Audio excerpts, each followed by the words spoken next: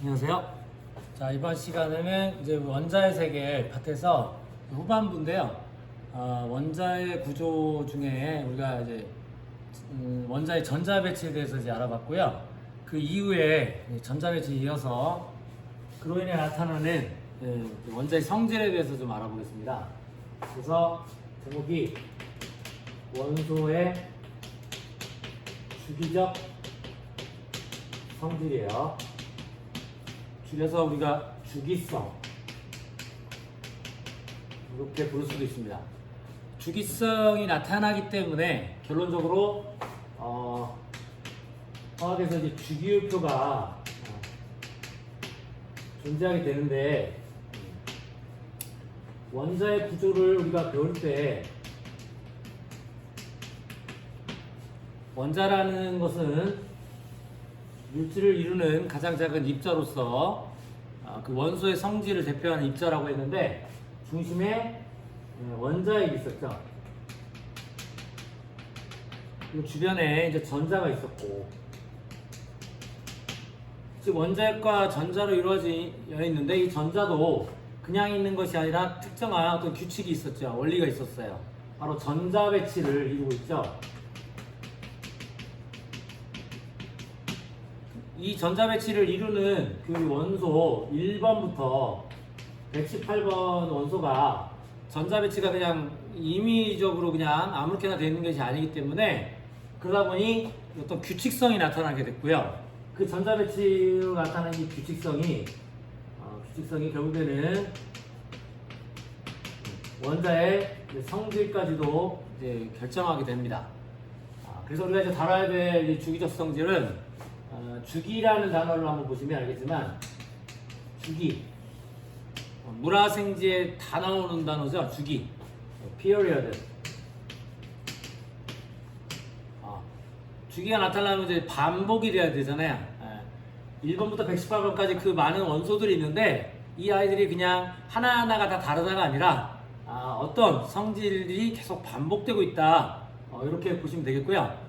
그러면 어떻게 이제 이 성질이 반복되냐 볼 때 여러 가지 개념이 있는데, 그 주기적 성질을 우리가 다 알아봐야 될 것은, 첫 번째 이제 원자 반지라는 게 있어요. 원자의 반지름이 있다, 우선. 그 다음에 우리 알아야 될 게 뭐냐면 유효 핵전압입니다. 처음 들어보죠? 네.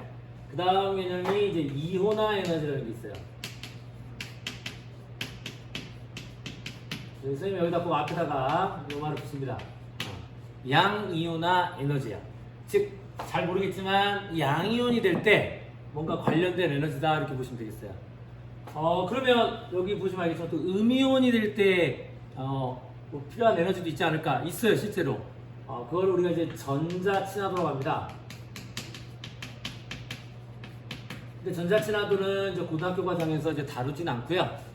나중에 대학 이상에서 이제 배우게 되고, 그 다음에 요 이온화 에너지와 이제 전자친화도가 또 관련되어 있는데요. 여러분이 이제 3단원에 분자의 세계, 화학기록과 분자의 세계 단원에서 여기 학습하는 내용인데, 바로 전기음성도. 요것도 바로 이제 우리가 주기적 성질로 봐요. 뭐 더 있을 수 있지만, 이제 주로 우리가 다루는 성질, 주기적 성질은 이 정도가 되겠습니다. 즉, 예를 들면 이제 주기율표가 이렇게 있을 때 대략 그려볼게요. 예. 이 원소들이 크게 둘로 나눠진다고 했지 않습니까? 어떻게 나눈다고 했죠? 가장 크게는 금속과 비금속으로 나눠진다고 했어요. 그 경계가 뭐 정확하게 뭐 나눠지기 애매할 수 있지만, 대략 그냥 대각선 이 정도로 이제 끊어주시면 되거든요. 예. 그때 이 왼쪽과 아래쪽으로 가면 우리가 금속의 성질이 강해진다고 해요. 여기가 금속성이라고 부릅니다. 그 다음 이제 오른쪽 위로 갈수록은 비금속성이라고 해요. 비금속의 성질이 강해진다. 그러면 이 금속의 성질과 비금속 성질 대표적인 게 무엇이냐 이거죠. 아까 여기 봤던 이제 원자의 구조에서 중요한 건 이제 바로 전자인데, 이 전자가 그냥 있는 게 아니라 나가기도 하고 새로 들어올 수도 있다라고 해요, 화학에서. 그것이 이제 결국 화학 변화를 또 일으키기도 하거든요. 그때 금속의 특징은 전자를 이율되는 성질을 주로 가져요. 이게 이제 화학의 되게 중요한 포인트입니다. 반대로 이 비금속은 전자를 얻으려는 성질을 가져요. 여기 이제 나중에 4단원에 역동적인 화학 반응 그쪽 파트에서 보면은 이 전자를 잃는 이 과정을 우리가 뭐라고 부르냐? 산화라고 불러요. 산화. 자세한 정의는 그때 가서 또 하고요. 그 다음, 이 전자를 얻는 과정을 우리가 또 뭐라고 부르냐? 이건 환원이라고 부릅니다. 환원. 나중에는 꼭 알아야 되겠지만, 우선은 오늘은 이런 게 있구나. 결국에는 이제 금속이 전자를 잃기 때문에, 원자, 정기적으로 중성인 원자에서 전자가 나가게 되면, 이제는 뭐가 될 수 있을까요? 그렇죠. 그래서 보통 금속들은 양이온이 되려는 성질이 있어요. 이 흐름을 좀 잡아놓고 시작하는 게 좋습니다. 그 다음, 이제 비금속은 이제 전자를 얻으려는 경향. 그래서 음이온이 되려는 경향. 이러한 성질들 때문에 결과적으로 나중에 이 원소들이 혼자서 홀로 존재하지 않고 다른 이제 원소들과 이제 결합을 할 수 있잖아요. 화학 결합을 할 때 이 성질이 기본이 되는 거예요. 그래서 금속 같은 경우는 전자를 잃으려는 성질 때문에 전자를 서로 잃어. 그러면 그 잃은 전자들이 있잖아요. 그게 자유전자가 됩니다. 그렇게 해서 만들어지는 결합이 이게 금속 결합이라고 했죠. 그 자유롭게 움직이는 이제 전자들이 존재하기 때문에 이제 뭐 금속의 대표적인 성질, 전기가 잘 통하고 광택이 있고 그다음에 뭐 열을 잘 전도한다 뭐 이런 성질들을 이제 가질 수 있는 거죠. 그에 비해서 이제 비금속의 대표적인 특징은 전자를 얻으려고 하는데 다시 말하면 부족한 거예요. 금속은 전자가 남는다고 생각하셔도 돼요. 근데 부족하니까 전자를 서로 얻으려고 하는데 나도 얻어야 되고 옆에 있는 비금속도 얻으려면 방법이 없는 거죠. 그래서 물질은 현명한 선택을 한다. 어떤 선택? 바로 공유결합이라는 선택을 합니다. 그리고 결국에 그 전자가 공유결합으로 이제 묶여있기 때문에 이 전자가 잘 움직일 수가 없어요. 따라서 얘는 이제 정기적인 전도성이 이제 금속에 비해서는 떨어질 수밖에 없고, 예를 들어서 금속과 비금속의 원소가 같이 만나게 되면 이제 양이온이 되는 성질, 음이온이 되는 성질이 서로 만난 거니까 전기적으로 플러스 마이너스 사이에 인력이 작용해서 그 세 번째 또 어떤 결합이 가능하죠? 그래서 이온 결합이 가능해진다. 이렇게 보시면 되겠어요. 자, 그러면 이제 그 중에 주기적 성질을 이렇게 부릅니다. periodicity. 주기적 성질 한번 하나씩 이제 알아보겠습니다. 첫 번째는 이제 원소의 주기적 성질 중에 첫 번째 원자 반지름인데, 자, 원자가 반지름을 가진다. 원자의 반지름, 자, 아톰, 그리고 형용사 아토믹, 그 다음에 반지름은 radius. 자, radius는 단수고, 이걸 이제 복수로, 플루럴인가요? 복수로는 우리가 이렇게 했습니다. radi, i가 2개. 특이하죠? 어원이 좀 달라요. 그래서 이제 복수가 이런 형태가 되고, 자, 그럼 원자의 반지름이 정의된다. 자, 우리가 반지름은 어디서 썼던 용어인가요? 어떤 원이나 구의 형태, 입체로는 구, 평면도 용어는 원일 때 이 중심으로부터의 거리, 요거 우리가 반지름 R로 우리가 정의했잖아요. 그러면 여기서 이제 전제 조건이 원자가 반지름을 가진다라는 것은 원자가 원의 형태이던가 아니면 어떤 구의 형태가 됐는데, 우선 이제 3차원 세계에 우리가 살고 있기 때문에 원자가 원은 아닐 것 같고요. 그럼 구의 형태를 가질 것이냐, 원자는 딱 이렇게 형태가 딱 정해져 있느냐, 얼핏 그럴 수 있다고 생각하죠. 그렇게 생각했었어요. 실제로 과학자들도. 근데 이제 우리가 원자 구조 파트에서 오비탈을 배웠잖아요. 오비탈의 의미가 뭐였습니까? 전자가 어디에 정확하게 있는 것이 아니라 우리는 그 전자의 확률 분포만 알 수 있다고 했죠. 즉 전자를 확률적으로만 이해할 수 있다고 했어요. 따라서 어디까지가 전자가 있을 것인가, 요게 되게 중요한 게, 왜냐면 그 전자가 어디까지 있냐에 따라서 이 원자의 크기가 결정이 되거든요. 즉 이 원자의 크기, 원자 반지름 도대체 어디까지인가라고 정의가 되려면 전자가 어디까지 있다는 게 규정이 돼야 되는데, 여러분도 알다시피 오비탈로 얘기하면 어떻게 되죠? 전자는 원자 핵이 여기 있다고 가정하면 X축, Y축, Z축을 놓고 보면 전자가 어딘지 몰라. 그런데 확률적으로 있다고 우리가 이제 학습을 했어요. 그럴 때 이 전자는 실제로 거리가 아무리 무한히 멀어져도 존재할 확률이 있다고 배웠으니까 실제 그러면 원자의 크기는 어떻게 보면 없는 거죠. 원자는 가장 크게 보면 이 우주의 크기가 된단 말이에요. 그럼 모든 원소의 원자의 크기가 다 같을 것이냐? 뭔가 안 되잖아요. 설명이 안 되잖아요. 이 주기성은 결국은 이제 원자의 성질을 설명하기 위한 건데, 타당하지 않잖아요. 다 반지를 같다? 이렇게 말할 수 없잖아요. 그래서 이 원자 반지는 여러분이 수학적으로 생각하는 그 개념보다는 그 새로운 뭐가 필요하냐? 정의가 필요해요. 정의. 그 정의가 중요합니다. 그래서 이 원자 반지름의 다른 이름을 우리가 뭐라고 부르냐면 공유결합 반지름이라고 해요. 신기한 거는 원자는 아직 어떤 분자나 어떤 화합물이나 이런 걸 이루기 전인데 그 아이의 반지름을 얘기하는데 이미 정의상에 뭐가 들어있어요? 결합이 들어가 있어요. 그럼 뭐야? 결합을 하고 나서 우리가 그 다음에 원자의 반지름을 정의하겠다라는 뜻이에요. 그래서 무엇보다도 이 정의에 집중을 하셔야 됩니다. 대표적인 분자 한번 따져볼까요? H2. 자, 수소 원자는 H인데 H2 하면 이제 분자가 되겠죠. 이 분자가 어떻게 이루어져 있을까요? 공유결합으로 이루어져 있죠. 왜? 얘는 비금속이거든요. 그러면 한번 그려보면 수소가 예를 들면 수소 분자를 이룰 때 자, 이런 그림을 한번 그릴 수 있거든요. 크기가 다르네. 크기가 원래 같아야 되는데 아니죠. 뭐 솔직히 오비탈로 접근하면 이것조차도 좀 잘못된 그릴 수 있어요. 상상을 해보자는 거예요.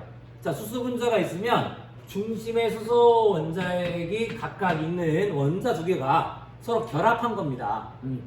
그러면 우리는 뭐의 위치는 결정할 수 있느냐? 핵의 위치는 결정할 수 있어요. 핵의 위치는 어디 있는지 알 수 있어요. 대표적으로 이제 엑스레이 같은 걸 쓰게 되면 정확하게 핵의 위치를 우리가 잡을 수 있어요. 그럼 공간상에 두 점이 있습니다. 그럼 우리가 뭘 알 수 있죠? 그렇죠. 두 점의 위치를 알면 이 두 점 사이의 거리를 알게 돼요. 이 거리를 우리가 그냥 약속해 볼까요? D라고 한번 나오자. D를 뭐라고 정의할까요? 핵 사이의 거리. 줄이면 이거를 핵간거리라고 했죠. 자, 핵간거리. 근데 결국에 얘가 결합을 하고 있기 때문에 요 길이, 요 거리를 우리가 뭐라고 부르냐면 공유결합 길이라고 불러요. 길이. 뭐 정확한 수치를 여러분 외울 건 아닌데 예를 써주면 수소 같은 경우에는 요 길이가 얼마 정도 되냐면 0.074 나노미터가 돼요. 나노미터. 여기서 이 나노는 10의 마이너스 19승입니다. 자, 그때 이거를 이제 피코미터 단위로 고쳐주면 10의 마이너스 이거 잘못됐네. 9승이고 10의 마이너스 12승인 피코미터 단위로 해주면 여기 소점 셋째짜리가 움직여서 74 피코미터가 돼요. 자, 그럼 여러분이 한번 할 일이 있어요. 자, 이제 어쨌든 결합을 이루고 있고요. 그러면 핵 사이의 거리가 있는데 여기 이 하나의 원자에다 우리가 크기를 할당해 줄 거야. 반지름이라고 해서. 그러면 어떻게 되겠어요? 이 두 개의 원자가 같아야 되겠죠. 같으려면 어떻게 되겠습니까? 이 사이가 쫙 나눠주면 되겠죠. 되게 임의적인 거예요. 이 정의에서 우리가 약속하는 거니까. 그럴 때 새롭게 이 길이. 선생님, 원래 원은 여기까지 9는 더 가야 되지 않습니까? 그렇게 접근하면 안 된다는 게 왜? 정의 자체가 9가 아니라고요. 스타트가 9가 아니에요. 공유결합을 이룬 상태에서 핵 사이의 거리를 기준으로 잡았기 때문에 여기서 다시 그 거리의 절반입니다. 절반. 자, 그럼 여러분이 이 거리를 보고 이 절반, 즉 뭐예요? 우리가 정의하고자 하는 게 뭐예요? 그렇죠. 수소 원자의 원자 반지름이에요. 그게 얼마인지 한번 계산해 볼까요? 네, 한번 해보실게요. 네.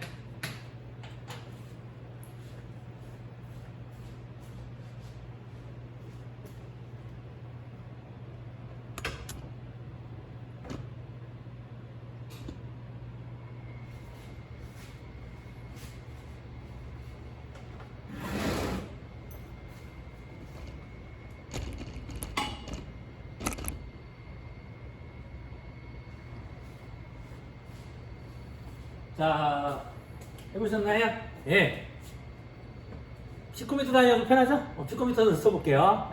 피코미터는 10의 마이너스 12승이 됩니다. 자, 그러면 요거의 절반이니까 얼마예요? 그렇죠. 요게 37 피코미터가 됩니다. 그렇게 정의를 하는 거예요. 그러면 그 원자 안의 전자가 37 피코미터의 반지름까지 전자가 존재하느냐? 그게 아니라고요. 그건 아니야. 전자는 확률적으로 계속 어디든 존재할 수 있는데 현실적으로 우리가 정의를 하겠다는 거예요. 왜냐하면 이 원자들의 크기를 이제 비교하게 되면 이 크기를 통해서 우리가 뭘 예측할 수 있냐면 얘가 어떻게 반응을 할 수 있는지 그 반응성을 예측하게 할 수 있어요. 그게 되게 중요합니다. 자, 그래서 정의를 다시 해보면 이 원자 반지름의 정의는 어떻게 된다? 이 공유결합 반지름이라고 부르는 이 원자 반지름은 바로 공유결합 길이에다 어떻게 해라? 요 길이의 절반을 해준대요. 선생님, 이 경우에는 같은 원자니까 괜찮은데 다른 원자가 또 만날 수 있잖아요. 그렇죠. 다른 원자가 만나면 어떻게 될까요? 대표적인 예가 또 뭐 있을까요? 예를 들면 CH4. 자, 이런 경우에는 중심에 이제 C가 이제 하나 있고요. 그 주변에 수소 원자가 정확하게는 이제 정사면체형 구조죠. 정사면체형 구조를 이루는 모양으로 수소가 4개가 이렇게 붙어 있죠. 자, 입체를 표현하기 참 어려운데 여러분 느낌 이해할 수 있겠나요? 손가락 2개를 이렇게 양쪽을 해서 이렇게 하면 평면 사각형이 되잖아요. 이걸 살짝 틀어줍니다. 하나를 90도를. 그러면 4개의 꼭지점이 나오는데 그 중심에 탄소가 있고 4개의 꼭지점에 수소가 있는 모습이에요. 이해가 되시죠? 모르겠네. 자, 그때 이 헥사의 거리 어떻게 되죠? 헥사의 거리? 요 2개의 헥사의 거리죠.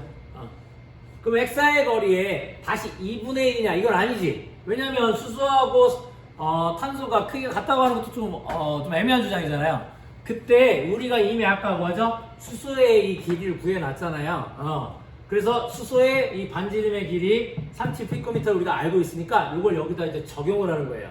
물론 이제 이게 정확하게 맞아떨어지진 않지만 이제 대략적인 이제 관계를 우리가 설명할 때 아주 중요합니다. 여기 그래서 이 거리에서 우리가 알고 있는 이 수소를 쫙 빼주면 우리가 뭘 알 수 있다? 나머지 C 원자의 원자 반지름을 또 정의할 수 있다.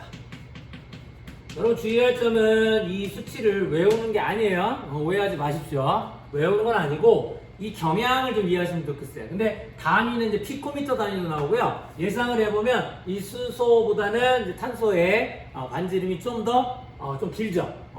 값을 지금 안 써왔는데 나중에 이제 교재 내용을 보면서 확인하면 되겠습니다. 자, 이런 경우는 이제 비금속들이니까 공유결합을 한다라는 거는 뭐 문제가 안 되는데 그러면 금속들은 공유결합을 하지 않는데 그럼 원자 반지름 어떻게 정의할 것이냐? 금속들은 또 금속결합을 하고 있죠? 금속결합을 하고 있기 때문에 금속조차도 이 원자들이 여러분 알다시피 원자들이 금속결합으로 이렇게 계속 결합을 하고 있을 거예요. 물론 이제 대학과정 이후에는요, 이 금속결합조차도 공유결합으로도 해석할 수 있어요. 너무 어렵죠? 그건 좀 넘어갑시다. 어쨌든 그럴 때 나중에 이제 금속들이 보통 고체로 존재하니까 금속 결정 고체를 이루었을 때 역시 이 원자핵과 원자핵 사이에 뭐가 존재하죠? 핵이 존재합니다. 핵. 그 핵이 존재하고 그 핵 사이에 거리가 있을 거고요. 그 거리에 역시 절반으로 원자 반지름을 정의하게 돼요. 자, 이렇게 어쨌든 금속이든 비금속이든 결합을 통해서 그 원자 반지름을 정의한다고 하면 문제가 생기는 아이들이 있어요. 몇 쪽이냐? 바로 18쪽이죠.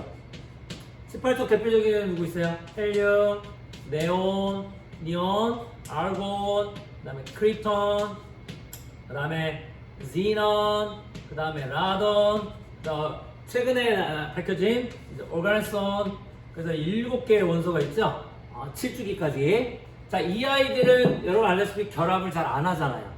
결합을 안 한다는 얘기는 핵사의 거리를 통해서 이렇게 원자 반지름을 정의할 수가 없다는 거예요. 그래서 데이터 중에 혹시 이 18쪽에 대한 원자 반지름의 데이터가 있다면 그거는 이 정의가 아닌 다른 정의예요. 다른 정의. 자, 그거는 좀 참고로 설명해 보면 이건 몰라도 됩니다. 참고로 설명하면 그건 우리가 반데르발스 반지름이라고 해요.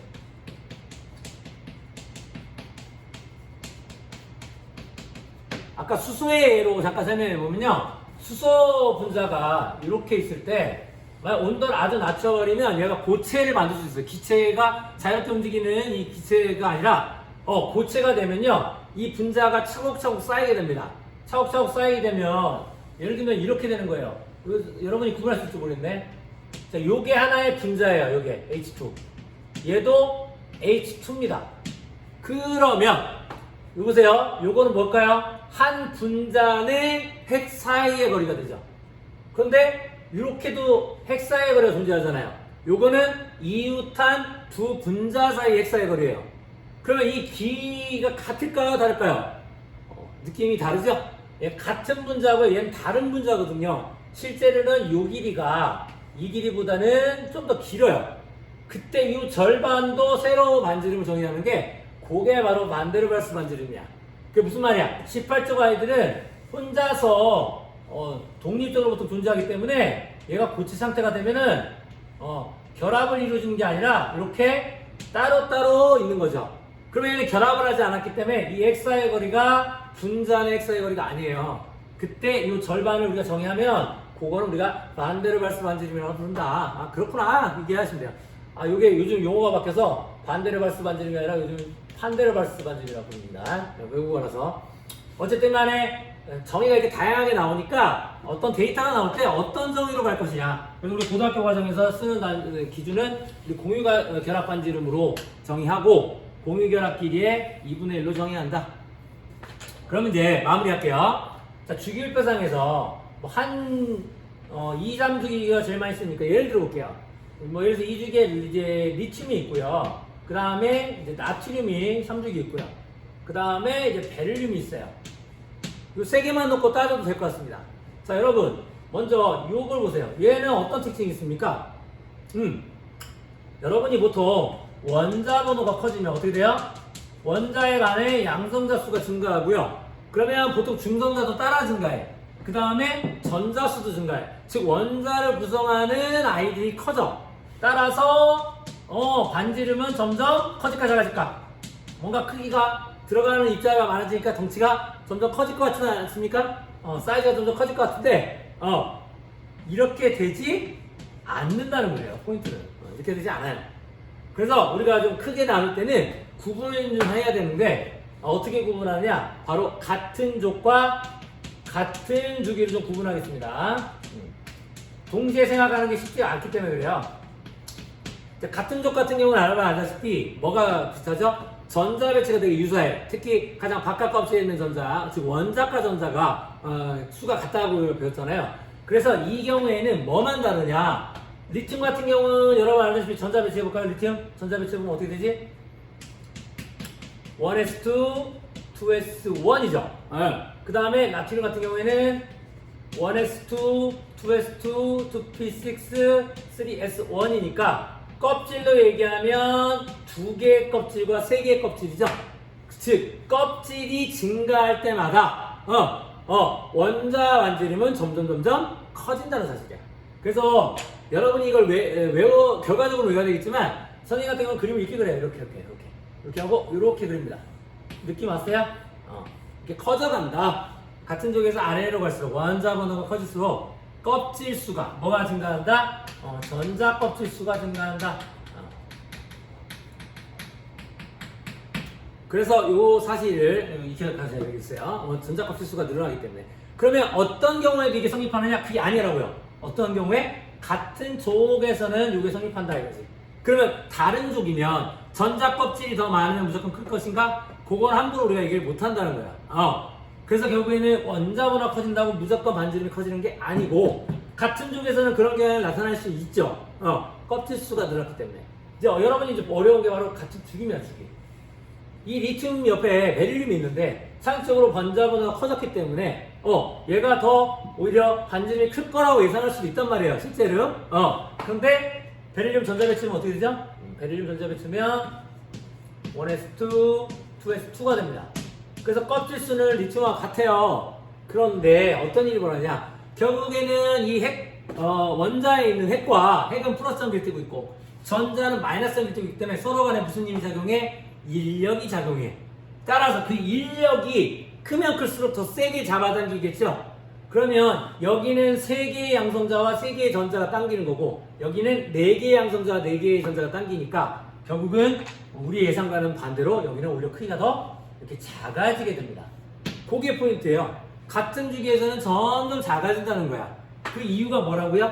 바로 이 핵과 전자 사이에 인력이 커져서 그래요. 그 인력이 커지는 이유가 뭐냐? 바로 원자번호가 커지면은 핵 전하량이 커진다. 이 핵 전하량이 결국 양성자 수를 의미하거든요. 양성자 수. 그럼 양성자 수가 커지면 또 뭐도 증가해요? 당연히 전자 수도 증가합니다. 따라서 서로 사이에 인력이 커지기 때문에 그래서 점점 작아져요. 그럼 봐. 주기표 1번부터 118번까지가 쫙 커지는 게 아니란 얘기지. 어떤 경우에는 커졌다가 어떤 경우는 또 작아졌다가 이게 계속 주기적으로 나타납니다. 그래서 주기적 성질이라고 우리가 부르는 거죠. 그러면 이제 마무리해보면 여러분 보세요. 이 아래로 갈수록 주기표에서 아래로 갈수록 커지고 오른쪽으로 갈수록 작아진다는 이 경향을 이해하면 보세요. 아래로 가는 방향은 누구의 방향이에요? 금속의 방향이야. 금속 성질이 강해지는 방향. 금속은 뭐 한다고 했지? 전자를 잘 이루려고 한다고 했어. 그럼 전자를 잘 이룬다는 건 뭘까요? 바로 핵과 전자 사이 인력이 약해지기 때문에 전자를 잘 이루죠. 왜 그렇죠?